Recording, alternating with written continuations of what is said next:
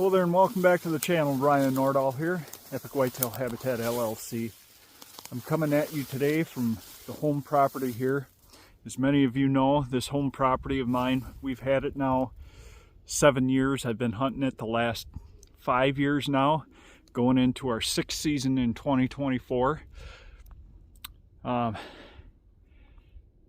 It's been fun here. We've seen a lot of good deer. In fact, about 2 weeks ago today when I come home, it was mid-morning, 9:30, 10 o'clock, and over here in the CRP field to the west, there's 3 giant bucks.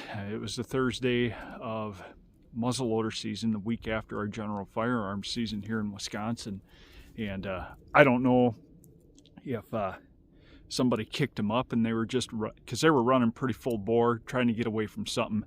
I would suspect that the snowmobile club, the local snowmobile club, was in the neighbors, setting up trail markers and stuff, and kicked them out of there. But anyway, you know, they're here. The bucks are here. We've got some good ones on camera in the past and this year as well. And but our biggest concern is here, in the number one factor that we lack on this property is simply cover, and cover leads to browse. One of the most essential, it probably is the most essential part of a deer's diet, is woody browse. And we've been working for the last, since 2018 to develop a good, diverse food source in terms of woody browse here on this property. We took a lot of old popple saplings, try to get out of the sun here, and we just cut them down. They were probably 12 to 14 foot popple trees, I want to say, and we cut them down. They weren't any use to deer anymore.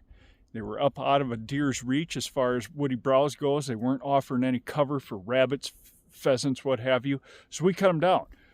The tops, we just let them lay. We didn't burn them. We didn't chunk it up for firewood or anything. Eventually, the grasses that grew in here the following spring and summer, those grasses stayed standing around those tops as we let them lay, creating good, diverse habitat pockets for rabbits and pheasants and whatever else might have been in here at that time. And now you can see the regeneration. All these popple shoots. I'll guarantee this winter there'll be deer in here. They'll be browsing on this stuff. It's kind of fun already. There is one little rub in here that a buck had done. We also come in here, I think it was in 2020, and we did some red osier dogwood. We just took cuttings and drove them into the ground. Where I'm standing right now is kind of a wet little drainage in here, and it was a great place to plug in some red osier dogwood as well. And I probably had, I would say, about a 50% survival rate, but they've had a tough time going. I think it's just because it's too wet in here. But I do find some red sprigs here and there that have taken off and survived and are starting to outcompete the grass competition. That's the other thing, the grass and weed competition in here. But look at the goldenrod in here. We didn't have that goldenrod in here when I first moved here in 2016, and then the following spring in 2017 through the summer. This goldenrod just was not here, and now it's starting to come in. As I look here, here's a red osier dogwood. This is a cutting that we put in right here. That's a cutting that we put in, and it's doing a lot better than I thought it was. I see a couple more red stems throughout here, but diversity is key. Even the gray dogwood you see here behind me, there's some nannyberry mixed in. We've actually got a lot of nannyberry on the west, or on the east side of my house, and it acts for great cover, screening, but browse as well. The berries act as a food source. But, you know, and diversity is key. I don't want just one thing growing here, you know, like the popple and stuff. you know, we've got the red osier dogwood coming. We've got the gray dogwood behind me. There is some bush honeysuckle on this property. A lot of people have something against bush honeysuckle. I know that there are invasive species, but bush honeysuckle is a native, guys.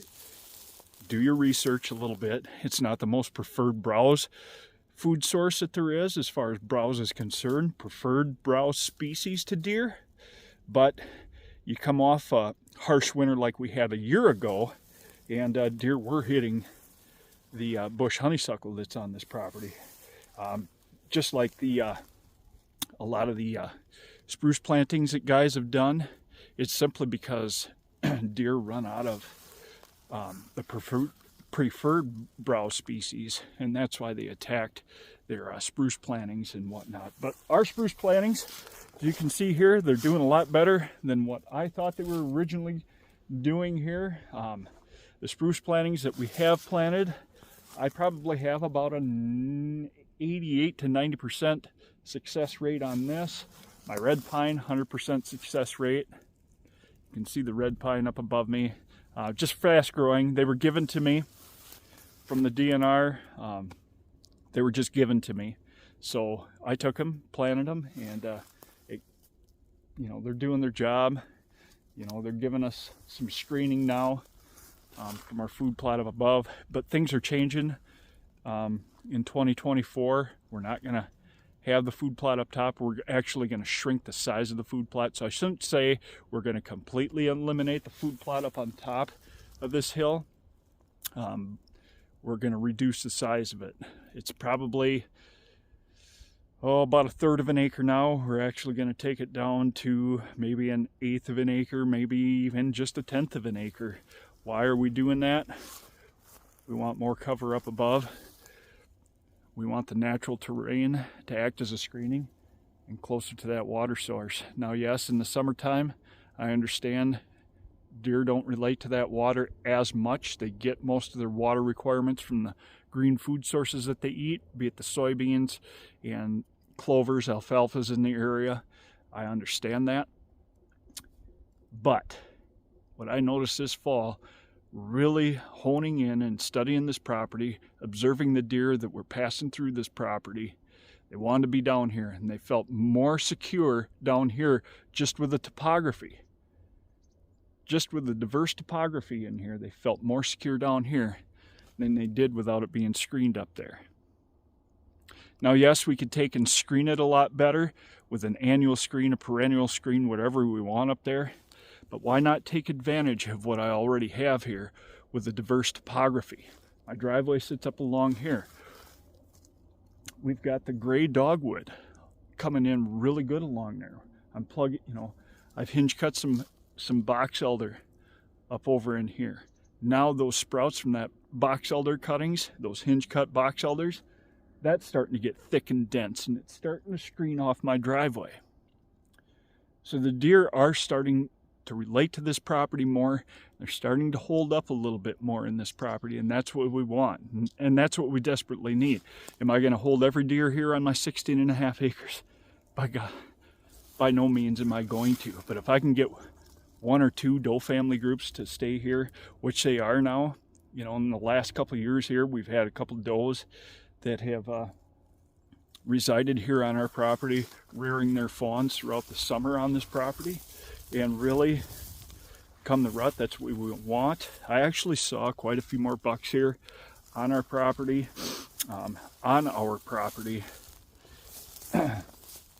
throughout the rut here, end of October through November. And it's probably the most bucks. Now, yeah, a lot of them are younger bucks, you know, that 1.5 to 3.5-year-old range. But we did have a couple mature bucks come through here. Unfortunately, I was probably hunting my other properties at that time, and they were through here.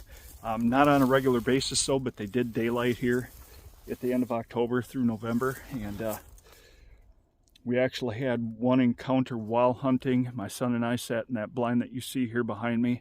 My youngest son, who had just turned 7. We had one mature buck in here. I think it was the Friday night after Thanksgiving, and for some reason we just couldn't get on him, and it is what it is, but it was a fun hunt anyway, especially with the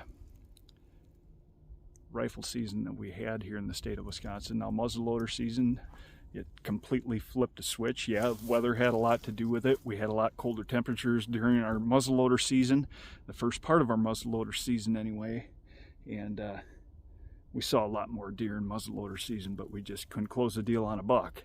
My youngest son actually had a shot on a small buck on my brother's farm, which was just fine, but unfortunately he missed that.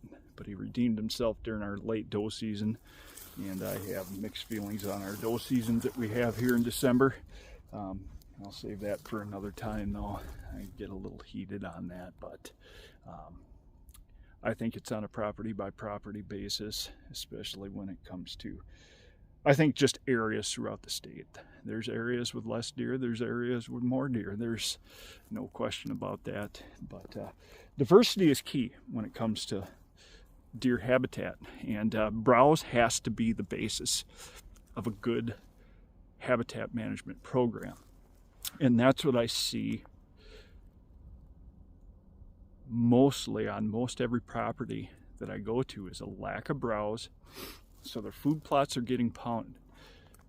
Food plots are supposed to complement the woody browse habitat that should exist on every property.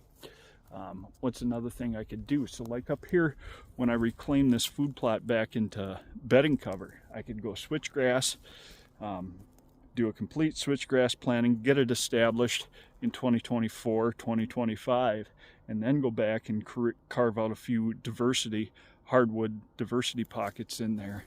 But be it shrubs like nannyberry, couple of winterberry, just a high bush cranberry. There's so many different things that I could plug in. Cherry is a great browse food source too. There's a couple cherry trees there that I hinge cut a few years ago. Now look at the regeneration on that. The box elder. The box elder was already here. So I'm just taking advantage of resources that's already here. I'm not trying to eliminate it. It's not taking over anything. Yes, box elder can be highly, highly invasive. I'm not trying to promote that you go through and start planting box elder trees. By no means am I promoting that.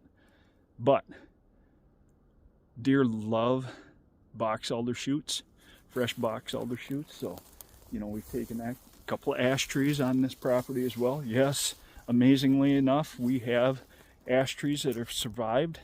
But I've hinge cut a few of them, and they're starting to regenerate those stump sprouts as well. And the deer just love that. Again, some of the bush honeysuckle on here, last year they started to hit it. Will they do it again this year? Depends on the winter we've had. So far, going into our late fall here, early part of winter here in December, no, they're not gonna hit it right now probably. As you can see, we're wide open, not a lot of snow, none whatsoever really. We're actually 45 degrees today, but there is ice in my pond. But that's just it. I mean, things are coming together here on our property, and it's just a matter of keep going, keep building, and hopefully we can be done with a lot of our projects here on this property as soon as we can be. It's a challenge here, especially with our house down in the bottom here, and we have to drive up through our property to get in and out of here. But the deer do want to be here, and I think we can just keep building on what we've got going here. There's going to be some change on the east side of our driveway as well, up into the eastern part of our property.